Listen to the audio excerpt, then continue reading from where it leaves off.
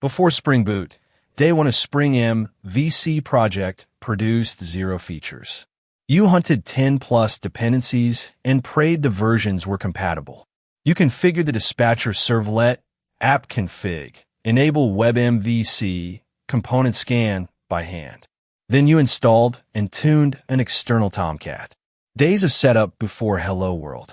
Spring Boot exists to delete all of that. Definition first. Spring Boot is the Spring framework with the painful setup automated. Auto configuration guesses, sensible default from your class path, starter dependencies bundle compatible libraries, and an embedded Tomcat means the app is just a runnable jar. You write business logic from minute 1. Fix number 1, Dependency Management. One starter, Spring Boot Starter Web, pulls in everything for REST plus an embedded Tomcat, with versions tested to work together. Notice what's missing: version tags. The parent manages them. The compatible version headache is gone. Fix number 2, auto configuration. One annotation at Spring Boot application replaces the dispatcher servlet setup, the app config, enable web MVC, and component scan. Under the hood, it's 3 annotations in 1. Configuration, enable auto configuration, and component scan. Spring Boot wires the defaults. You write features. Fix number 3, the embedded server. The old world, build a war, install Tomcat, deploy, pray. The new world, Java-jar. Tomcat starts inside your application on port 8080. One artifact, runs anywhere Java runs, which is exactly why Docker and Spring Boot became best friends. Behind all 3 fixes is one philosophy: convention over configuration. Sensible defaults for everything.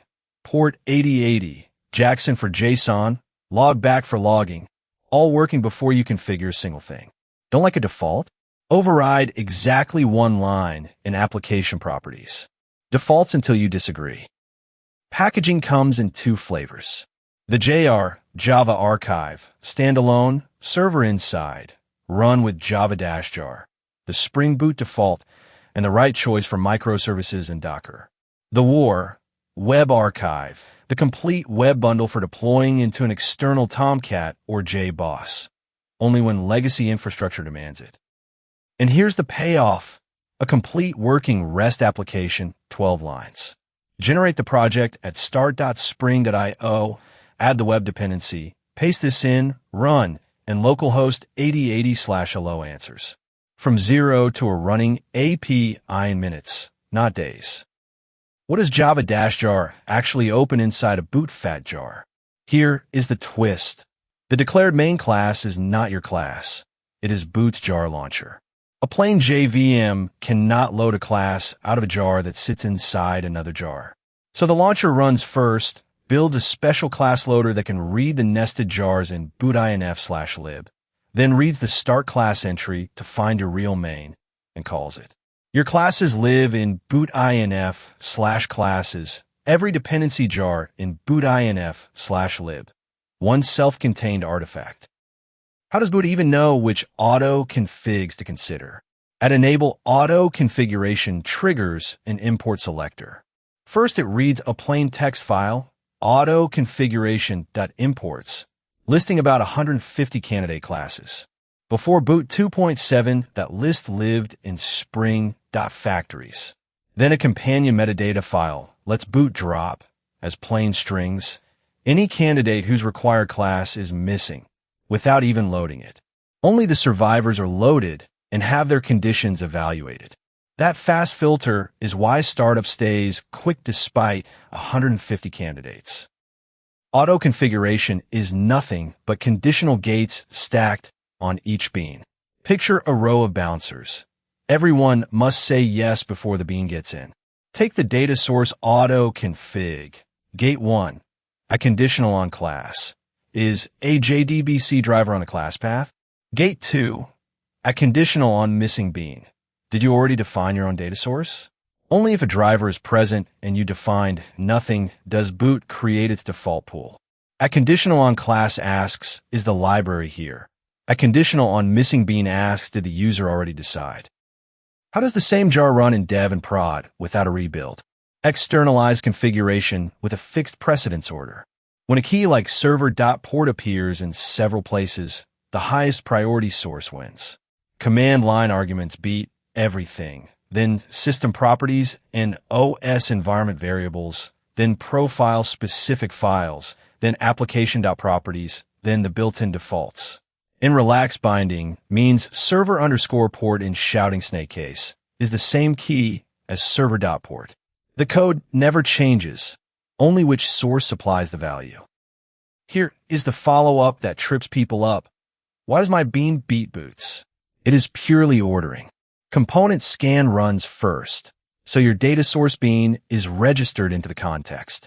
Auto-configuration is evaluated afterwards, and auto-configs even order among themselves with an auto-configure before, after, and order. Then boot's data source, bean hits a conditional on missing bean, sees that yours already exists, and backs off. The result is exactly one data source, yours. Define your own, and boot disappears. That is ordering, not sorcery. Auto-config wires sensible defaults. Starters resolve compatible libraries. The embedded server makes the app self-contained. One annotation equals 3. Config source plus auto-config switch plus component scanning rooted at its package. Now the mistakes to avoid, straight from the field. Begin replacing the main class in a sub-package, so component scan misses your beans, put it at the root. Intermediate fighting auto-config instead of overriding a single property. Mixing incompatible starter versions, let the BOM manage them. Interview questions on this, rapid fire. What is at Spring Boot application combine? At configuration plus, at enable auto configuration plus, at component scan. jar versus war? Boot's default is an executable fat jar with embedded Tomcat. War only when deploying to an external server. How does auto config decide? At conditional checks on class path, /beans/properties. And what most tutorials never tell you. Auto-config is just conditional at beans and spring.factories/auto-configuration.imports. Debug prints the full conditions report of what matched and why. Let's slow down and really build this up from scratch, one piece at a time. Each pillar kills one 2013 era pane. Auto-config kills XML ceremony. Starters kill version matrices. The embedded server kills works in my Tomcat. Together. Convention over configuration, with every convention overridable. Trace the arrows on screen slowly. That single picture is the whole idea in one glance. Let's slow down and really build this up from scratch, one piece at a time, line by line. The annotation marks this class as a config source, switches on auto configuration, and routes component scanning at this class's package, which is why the main class lives at the root package. Anything in a sibling or parent package is invisible to the scan. The number 1 my bean isn't found bug. Spring application.run. Then creates the application context, then runs auto configuration, then scans and registers your components, then starts the embedded server, then fires ready events. One line, 5 phases. Trace the arrows on screen slowly. That single picture is the whole idea in one glance. Let's slow down and really build this up from scratch, one piece at a time. Auto configuration is not magic.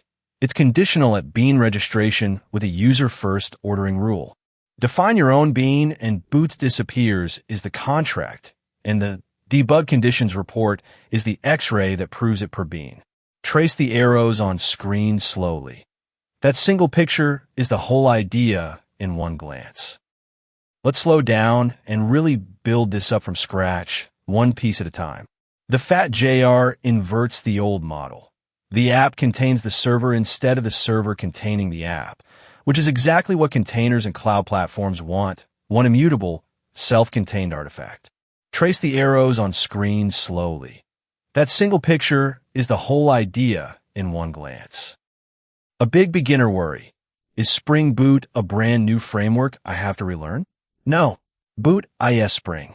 The engine underneath, the IOC container and dependency injection, is byte for byte the same. You still write a component at auto-wired at bean, exactly as before. Boot is just a thin convention layer on top that adds 5 things: auto configuration, starters, an embedded server, opinionated defaults, and actuator. It deletes the setup and adds nothing you cannot override. Think of plain Spring as an engine plus a box of parts you assemble yourself, and Spring Boot as the fully built car with the keys already in the ignition. Same engine block, every part still swappable. What is a starter, really? Here is the surprise. A starter contains almost no code. Spring Boot's starter web is just a dependency list, a guest list of jars. Add that one line, and Maven pulls in the whole code-tested set. Spring Web MVC for the controllers, Jackson for JSON, an embedded Tomcat, and a validator. And you never write a version number because the parent BOM, the bill of materials, already pins around 200 library versions that were tested together. It is a combo meal, order one item, and the parts arrive portioned to fit. The rule: never repin those versions yourself, or you bring back the very jar hell starters were built to kill. People think Spring application.run is magic. It is not. It is a fixed checklist of 6 phases, always in the same order. 1. Create the Spring application and figure out the app type. 2. Prepare the environment. Read your properties, profiles, and command line args. 3. Create the application context. 4. Run the initializers, the last chance to tweak things before any bean exists. 5 is the heavy one: refresh. Auto configuration runs. Every conditional is checked, your components are built, and the embedded Tomcat is created and started on port 8080 right here. 6. Your runners fire. Then the ready event announces the app is live. Knowing the order turns a mysterious startup bug into a solvable one. Beans and Tomcat are both born in refresh, and your runners always fire after the server is already up. Let's watch auto configuration actually run on the example interviewers love. What happens when I add Spring Boot starter web? Step 1. That starter drops Tomcat and Spring MVC classes onto your class path. Step 2. During refresh, at enable auto configuration reads its list of auto config classes and finds the web ones. Step 3. A conditional on class Tomcat is now true because the jar is present, so an embedded Tomcat starts on port 8080. Step 4. A conditional on class dispatcher servlet is true too, so the dispatcher servlet is wired, mapped to slash with Jackson converters. Step 5. A request comes in, Tomcat receives it, the dispatcher routes it to your at-rest controller. Jackson turns the result into JSON, and you wrote 0 configuration. Prove it any time with --debug. The conditions report lists every gate and its verdict.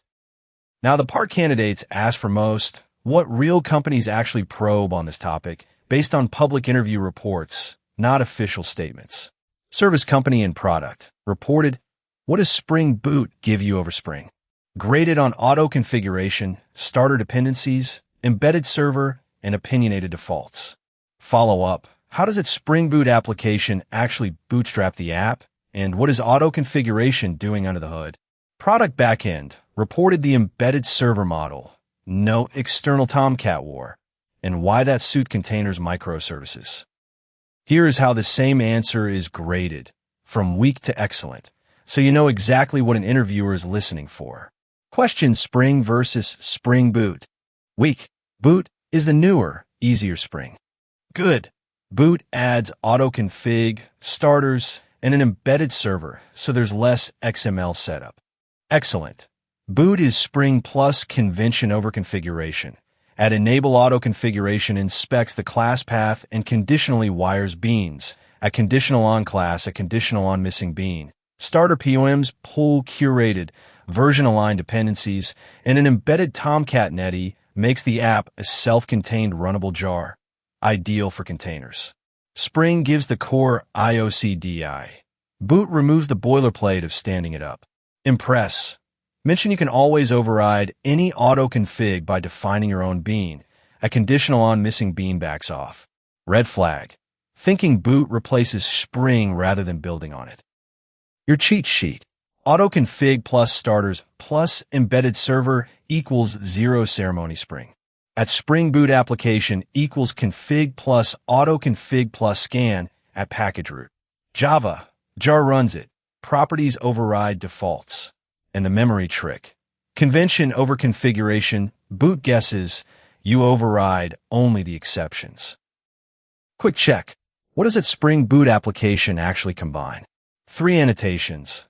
At configuration, this class defines beans. At enable auto configuration, turn on the class path guessing. And at component scan, scan this package and below for components. 1 annotation, 3 switches.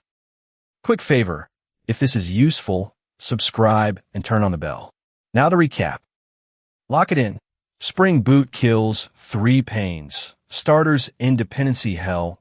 Auto configuration ends boilerplate. The embedded server ends deployment ceremony. All on a convention over configuration philosophy. And remember, Boot isn't a new framework. It's Spring accelerated. Next in the series, the layered architecture every Spring service uses.